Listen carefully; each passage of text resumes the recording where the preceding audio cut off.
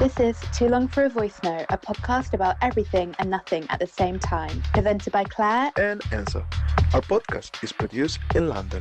Some conversations are just too long for a voice note. Hey, he's Enzo. And she's Claire. And this is Too Long for a Voice Note. Welcome, everyone. Hello, Claire. Welcome back. Hello, Enzo. How are you? I'm good. How are you? I'm good. How was your week? Was all good. It's all good. It's been like a long week. I moved to a new house, so you know how it Just is. your hair a little bit there. You moved to a new house. Thank You you. have to keep it fashion. Yeah. Fashion. So yeah, I moved to a new house, and you know what? Everything comes with a new house, like a lot. boxes, things, organizing stuff. But I'm excited. So finally, You're happy with the new house. super happy. We So won't say the can't wait. location, just We in won't. case Enzo has a crazy stalker out there. You know, like the fans For privacy thing. reasons, we'll keep his location private. But yeah, so exciting to be honest to have a new home, and you know it's cool to like the new start, the new beginning feeling. I always like it, and also it's a Definitely. different Nice. area I used to live, so it's Yeah. like a brand new It's situation. like a brand new area for you in London, isn't it? Yeah, Because yeah. you definitely you're moving around. Though. You live south. I live Because south. you lived in Brixton now, when now you it's arrived. north, and I've been Then, west. I yeah, think west. east is missing only. Yeah, I mean, not a lot of people live really like. Well, I guess east. like east, kind of, Like- like Shoreditch, kind I of. guess, way, yeah, it'd be but cool. yeah. yeah. How's been your week?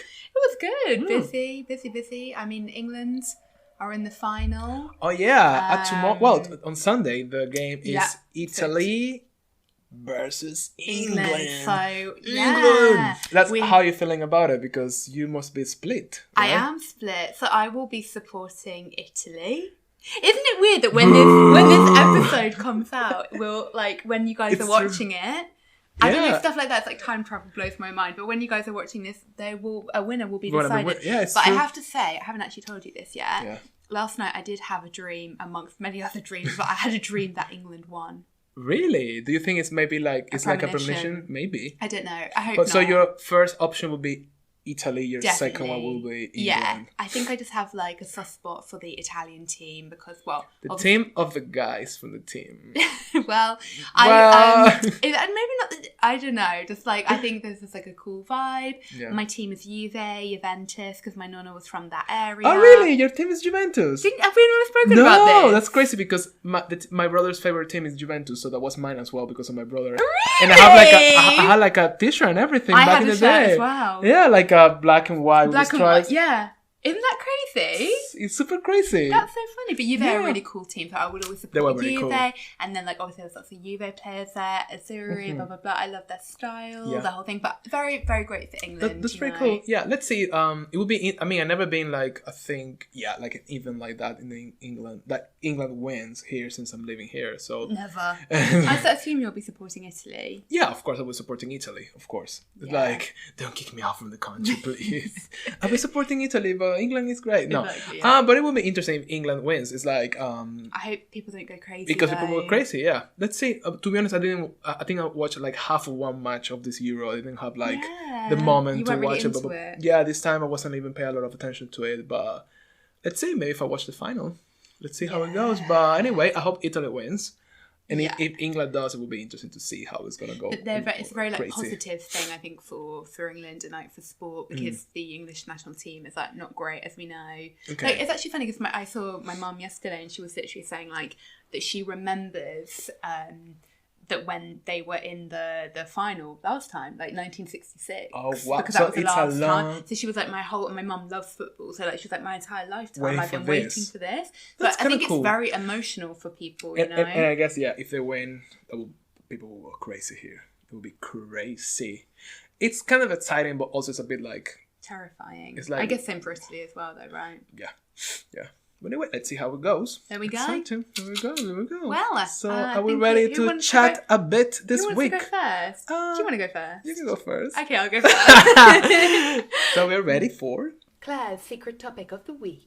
I wanted to talk about something that happened this week at work. So I had a meeting, your little face is like, I had a meeting What happened? with a colleague Okay. who is younger than me.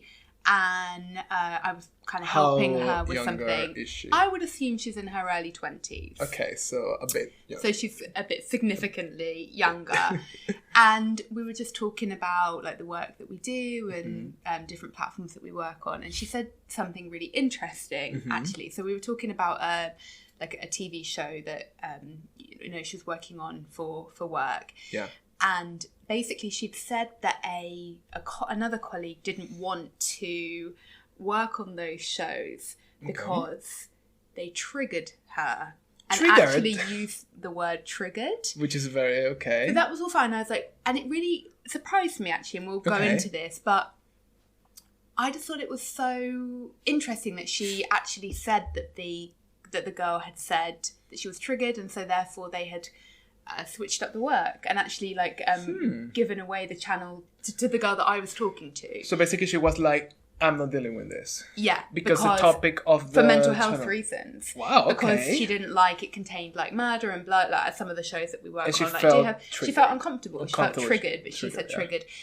And I thought this was absolutely fascinating, actually, because I thought, like, I would never say that at work. And I think that we're both pretty, like... I don't know if it's okay to use this phrase, but I will say it, like, pretty, like, woke.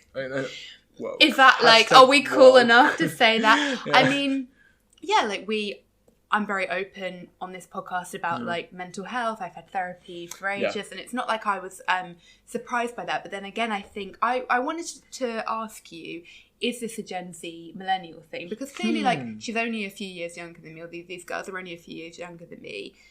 But would you say that? Like if is that something that you would say openly to like your manager? Like, I'm being triggered by this. I don't think so. Also, I don't think I would use the word triggered. Would you use the word triggered in your general life, though? No, I mean, I found the word funny.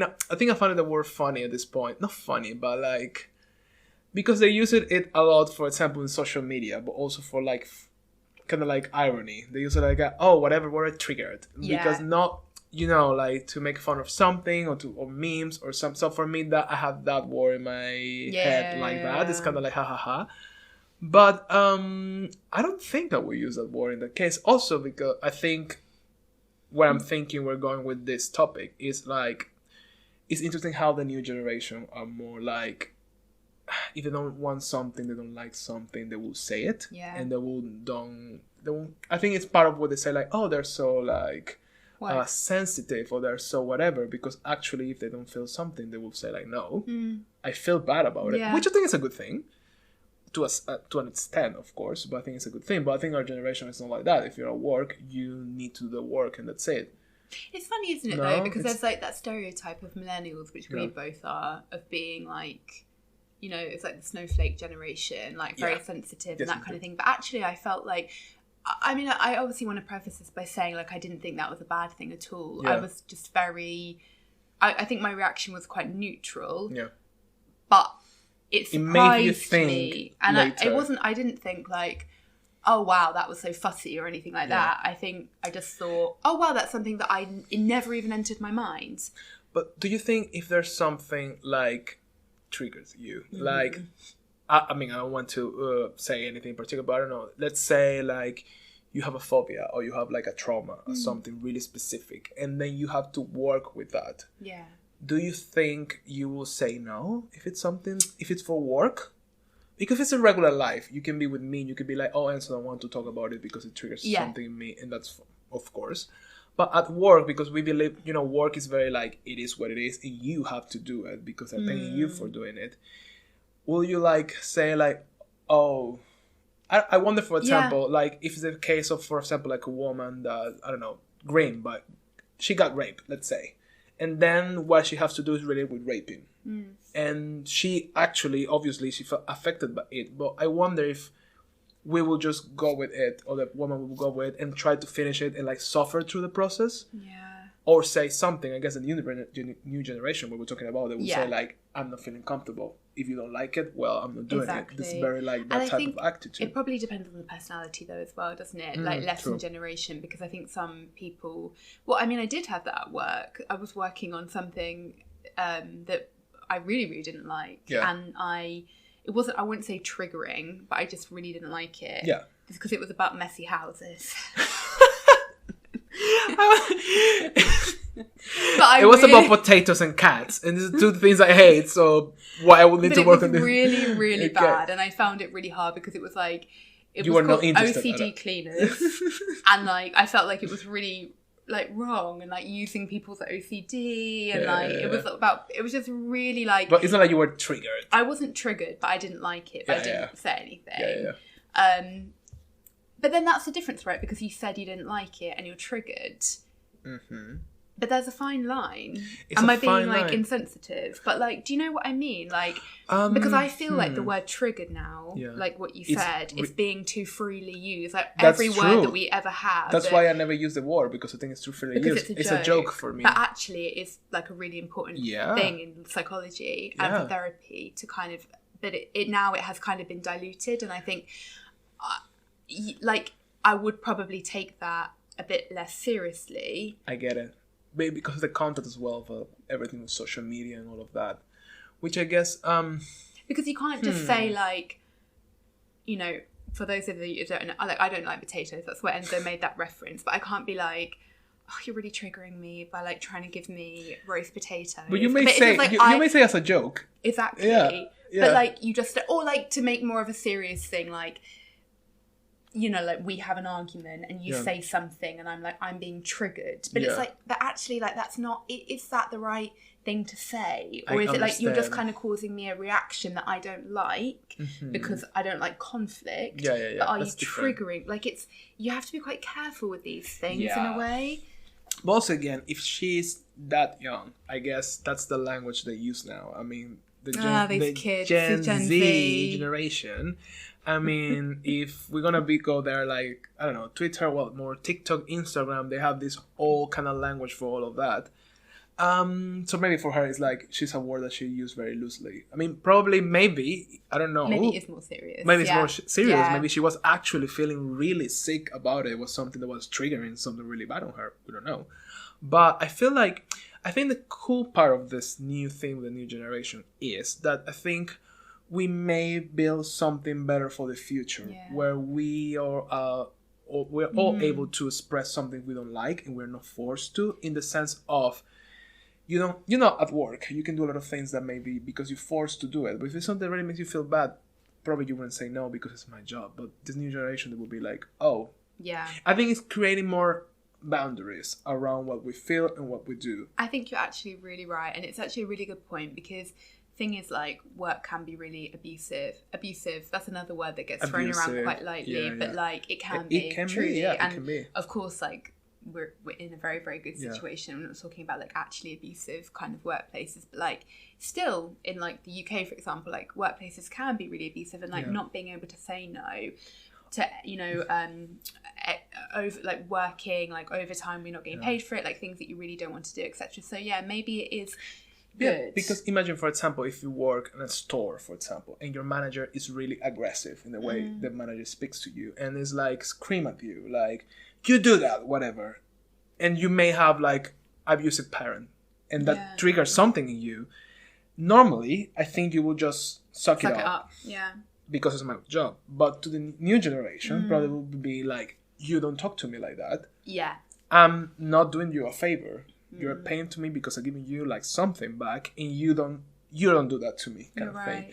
And I think obviously that can go also the other way, because maybe everyone could be like really oversensitive, or they can fake some things to get away with it, but that will always happen, right? Yeah, of course. We can't just avoid that to happen, but it's human nature. But I feel it's really important that maybe I think it's a good thing overall, because I feel we are really oppressed, especially maybe not us that much, but I think our previous generation or parents, they were very like, this is a job, this is the thing, they suffer, blah, blah, blah, you can say no, your boss is your boss, that type of mentality, which is really like toxic at the end. So I think that type of thing of feeling the confidence to say like, I don't feeling good with it, so I'm not doing it. It's true. Could be good in many scenarios, I guess. If in the right place and the right time, I think it can be good. No, I know what you mean. It is good, and it is good that, like, I guess that's kind of the good thing about being more open about mental health, isn't it? Like, and you can kind of make a joke out of it and think like things get thrown around a bit too freely, but at least they're getting thrown around. It's probably better that way than like we don't know people. At least there's like a word for that reaction rather than like, yeah, like you say, just like a horrible feeling that you would kind of have to like suck up. So I think in general, like it is a positive thing. Whereas for us, I think we had to kind of like unlearn and learn quite a lot of stuff because we're definitely not Gen Z. Yeah. We're like definitely gone. He's 1989. So like, thank you for making very clear, like we are out of it. We are gone. Not happening. Not part of it. Not ever. You're like an 80s baby. At least I'm 90s. I'm an 80s baby. I'm December 89, so I'm almost 90s as well, okay? Please respect me. Wow. That's an interesting thing, to be honest. I think it's a lot to think about it, but... How do you think our kids would be? I know we talk about this all the time. I'm always like... That's crazy, to be honest. Will they be so like... super woke. So Enzo has got 60 seconds to tell us his thoughts on this topic. So I'm gonna time it. I mean, you can have the honors. Thank you. This is like we have a small iPad this week. A tiny iPad that you can fit in your pocket today. They've shrunk it. They should have a name for this. I know, right? It's actually such a huge phone, isn't it? It is. Yeah. You have the bigger one than me, don't you? Yeah. The next one up. Yeah, because literally no one. And also for our audio listeners, they're like these we're really bitches. sorry. Like, but anyway, I'm holding a big phone. Yeah. Basically. Right. 60 seconds. Tell us your thoughts. Go. Okay. Well, I feel it's actually, I do believe it's a good thing. And I think, like, who knows how this will change or how they will work in the future, but if we want changes, we need to make things differently, right? And maybe sometimes, yes, the generation can be a bit too sensitive, but also I think because they're more open and free to explore themselves, so maybe they allow themselves to understand what they feel, what they don't feel, what they don't like, and I think that's a good thing. But I think it will need to have adjustments also, because I feel not everything can be like, oh, this is too bad. Oh, because I can understand in a point why the new generation can be more like, they cry more about everything, but also they have less opportunities than they have in a way. Like, you know, I mean, we always go there. But 10 seconds. Last generation have more opportunity. Like, they have a house, they have a car, whatever. We don't have those opportunities, for example. Like, they have COVID now, so... Anyway, I think... I'm done, I'm afraid. Thank you. I think it has to be longer. Thank you. Bye. It has to be longer than 1 minute. But yes, I think it's an interesting thing. I wonder how that's going to evolve in the future. I think, you know, you're right what you're saying. Like, it's not...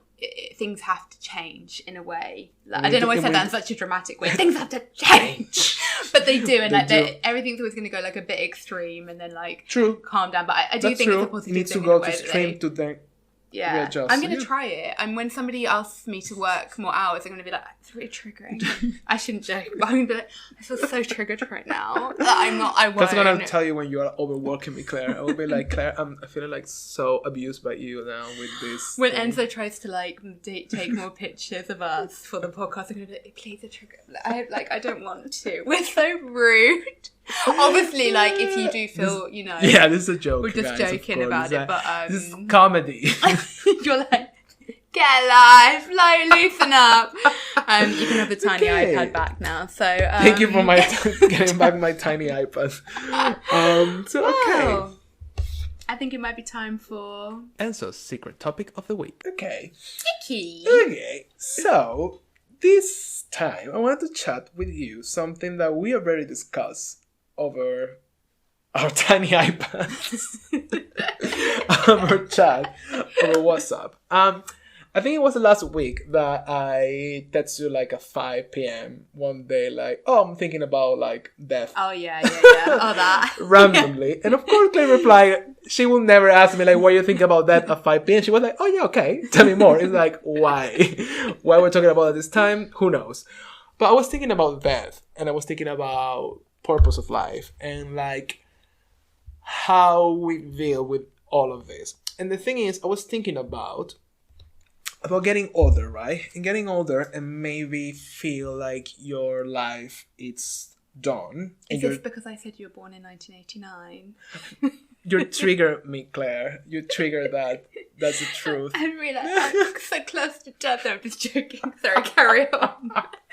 But maybe, who knows who you say to me that day that was triggering me thinking about death. Exactly.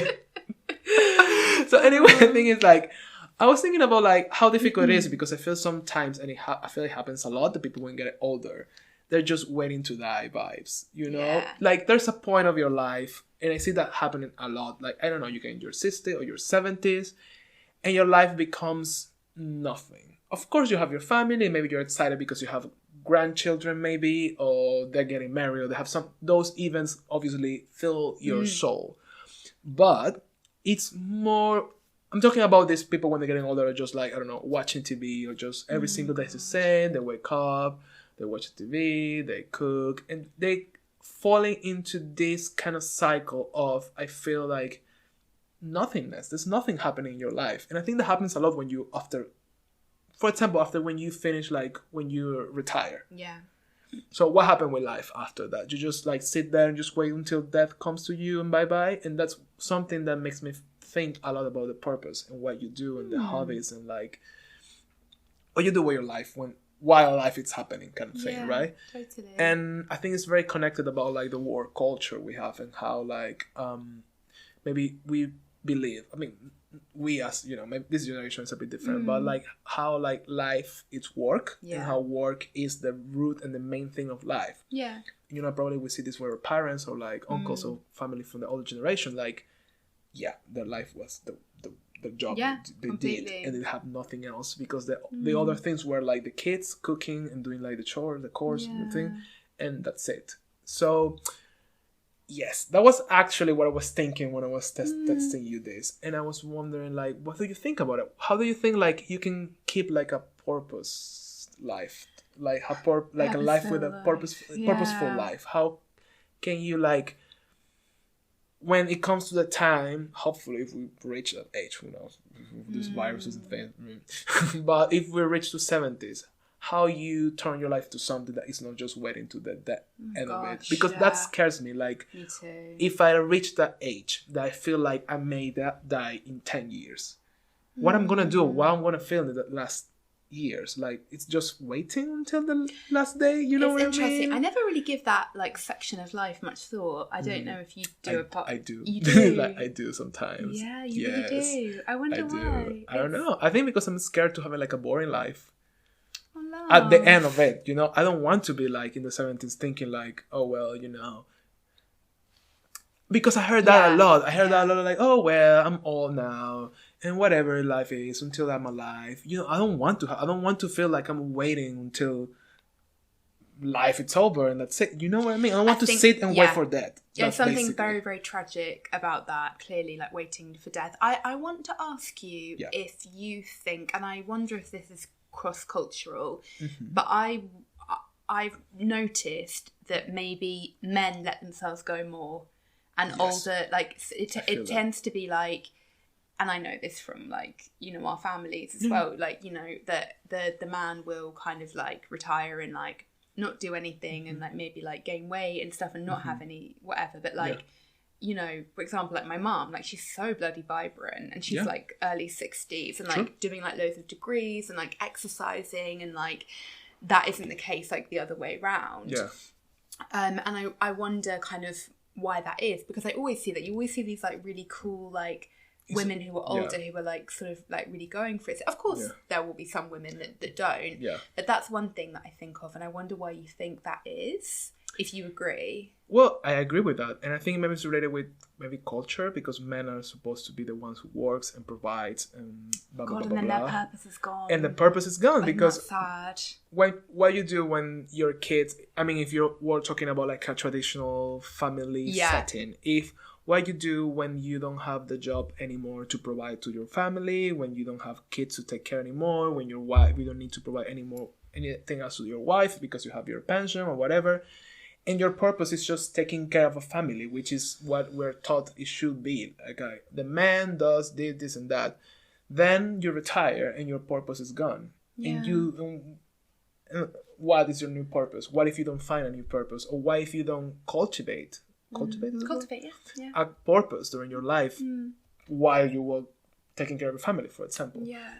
I think also it might be to do with like I think generally like women tend to have more friends than men.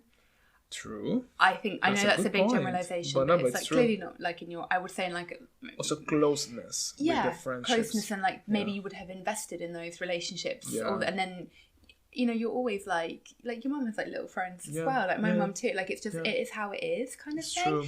I think there's that. It's a part of us because women are allowed to be more sensitive as well. Men and make more connections and all of that kind of thing. It's really, really sad that you see kind of men going that way. True. But it's a common thing, you're right. Yeah. Also, like when you said about work and why people give up, I think this is a really amongst like many other big problematic things about capitalism, and clearly there's not a good like alternative to this, but like when you're done with working, therefore, then your purpose has gone. And I think we have a very toxic view. I don't know how it is in Latin America. I suspect that it might be a little bit different, because I know from my experience in Italy, it's a bit different. But like here, and maybe I would imagine in like America, it kind of feels like old people are useless. And I think that's not true. And I think maybe in other cultures, the grandparents are more involved, and like you can get like wisdom from the older people, for example, but I don't think we have that here. And it seems like old people, once they're useless, because the youth is work, right, in a capitalist society, so therefore like you're done. But actually there's clearly so many amazing, valuable things that like older people can give. You don't disappear when you get older. You're still the same person. Of course, you may have less energy or less vitality or whatever, or you can run an hour, but it doesn't make you disappear. Which is, I think I understand what you say. I think it's a bit maybe different culture in Latin America. Maybe because, I mean, it's a truth. Like old people, they are. Probably it's very difficult to find a job for an older person. Like after 50s, it's a bit difficult. I think that maybe it's everywhere. Maybe some cultures are better at this. Latin America is the same, but I feel like grandparents, for example, older people, they change their role and they're more like you say, like the wisdom, the nurturing side, the ones that cook, the ones that put the family together, the ones that hold everything. So they become, I think, somehow like the base of the family, right? If you are talking in a traditional family, they're gonna be there for like taking care of the family. They're the one who do things. We do things for their grandparent. But I think that's the case in our families, because we both have Italian grandparents, and that will be the case. But I don't. For some of my friends in the UK, I don't think that would be the case. That's very interesting. So I think it depends on like the culture of that, because I know in like some kind of like Asian families, like the grandparents live with them. In Latin America, the same. Yeah. It's mostly like when you get too old and you can take care of yourself, or you are a bit older, you start living with your But we have family. This tragic thing in the UK of like putting people in homes. Yeah. And it's really sad. It's sad. Scary. It's a scary thing. It does always tell the example of my grandfather. I mean, my grandfather, he died like 89 years old. He was very healthy overall. And you know, he died basically because my grandma died, and you know how it is. You know, they go basically when you're living your whole life together. It's the typical thing, but sad. It's sad. But he always had such a purposeful life because he was so curious all the time. Yeah. I mean, he was cooking, he was painting, he was learning how to. I mean, I remember him like at 88, still wanting to learn new things, like. And he asked me how that computer works, how internet does, how that for like it's crazy, like how he always wanted to find purpose on everything. He wanted to learn. He wanted to be like understand what was going on. He asked me like how the phone is. If you send me a text, how it gets hit. You know, and then he was very creative. That was the thing. That it's easy when you're a creative person. I think so.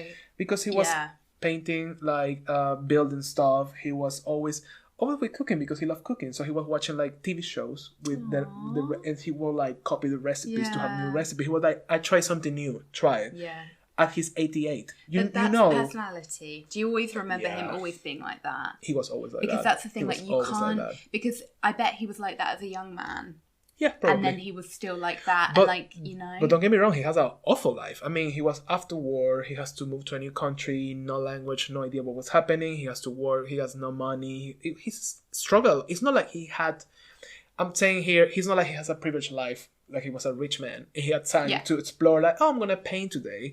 I'm going to golf, and I'm going to, it's not about that. It was about personality, as you say, probably. because he didn't have the means to maybe allow himself to do anything else than work his ass off, but he still did it. And he was always exploring the other things he likes at the same time. And I think that gave him a purpose when he was getting old, because he was never stopped. He was always doing something different because he had many things that he liked to do. He wasn't never afraid to explore them, which is not common with old people. No, you're right. And oh God, it's terrifying, isn't it? I think you'll be fine because you're very curious. Hopefully. I mean, I have a good example with him, so I hope that stays with me. And like, you know, your mum is very active as well, and like you're also active and curious, and you're always trying something new as a young person. So by the time... And because also I don't believe like my job is my core. You know what I mean? I don't believe that's different. Isn't it interesting? Because I think if we do make it there, let's see how it goes with global warming and all the virus, not to sound like it like, and all the people that fucking eat meters around the world. But maybe I'll be okay because I've been vegan for years. But like, for example, like I wonder what kind of old people we will be compared to like our grandparents. It's gonna be a totally different story. It's interesting to see how it will work, but and my mind is literally like being blown right now. I'm just like, but I think like the key to youth is like play, trying new stuff, there's actually I can never remember the name, but there's like this island in Japan where they have like the highest number of 100-year-olds. I'm going to leave a link in the description for you guys if you're interested. But they said like they've studied these people for years, and there's similar links, and it's all to do with like they try new things. They always they love like dancing. They or play like dance, exercise, etc. The body. Then they're very connected with their families and their grandchildren, so they have a sense of community, purpose.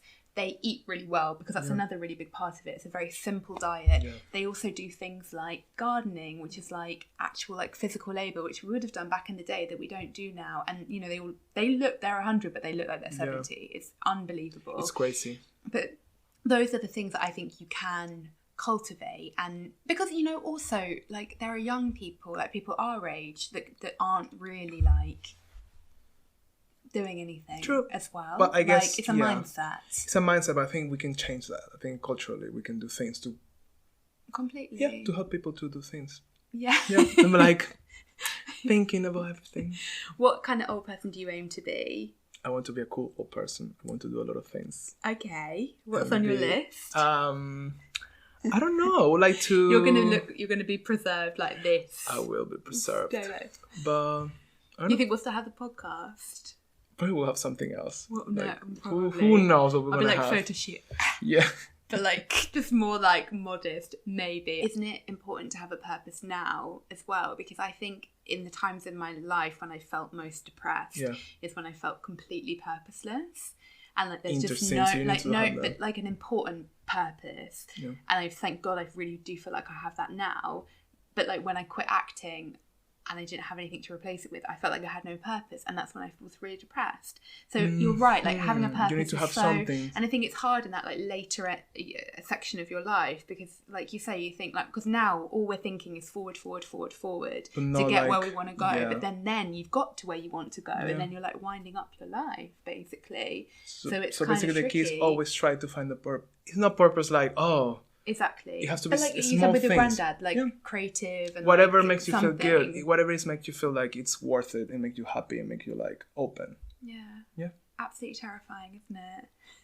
Guys, I'm like, well, Claire. Oh my god. You have 1 minute now to give Tiny the iPad. Tiny iPad is back to tell me your final thoughts about how to maybe have a better like old days and not just waiting to die in a God! In a chair. Okay. You know, something more like exciting. So there you go. Well, I think I haven't given this actually a lot of thought, but I think I will now. There we go. I think also, just like the key to youth is play, being vibrant. I think it's so important to have a purpose, to have a meaning, to keep things fresh and interesting throughout every stage of your life. And I think that like anything that you want in life, it's a habit, and you can build that if you want that more. Like if you want more, it's never too late to kind of change, and like it's never too late to bring something in, and it doesn't mean that you need to come from a wealthy background or you need to have loads of money or anything, but it truly is a mindset. Not to sound like a bloody like sports coach, but like mindset is everything. But it is, isn't it? Like mindset is really, really everything. And yeah, I mean, let's hope to God if me and Enzo do make it to like 70, 80, depending on... I think we're fine health-wise, knock on wood. Yeah. It's more to do with like the planet and everything else. But I think we'll be absolutely fine. Yeah, that's it. You don't need to worry, love. I'm like... I just don't have a baby waiting for that to die. Like, but in a you chair. will never be like that. Because you're not really the type to wait for anything in your life. You always go after what you want. So you won't be like that. I can't even see you in some ugly chair. Like, please let the chair be at least pretty. Literally, if we're like 80 and I see you in some ugly chair, like in a brown, and you put on weight and you're just flicking, watching like a soap, I'll literally be like, Enzo, get up. But anyway, guys, what do you think about this? I hope you all, if you're watching this, like whatever you want to do or whatever you want to explore, go for it. Definitely. And tell us, are you scared of getting old? Or are you excited about it? Are there some aspects of getting old that you're actually excited about? True. And what do you think is the key to youth as well? We would love to hear, and we will immediately implement those things into our lives. Immediately. But thank you guys so much for watching. Please do remember to like, share, subscribe, drop us a comment. And we'll see you next week. Bye, Bye-bye. guys. See ya.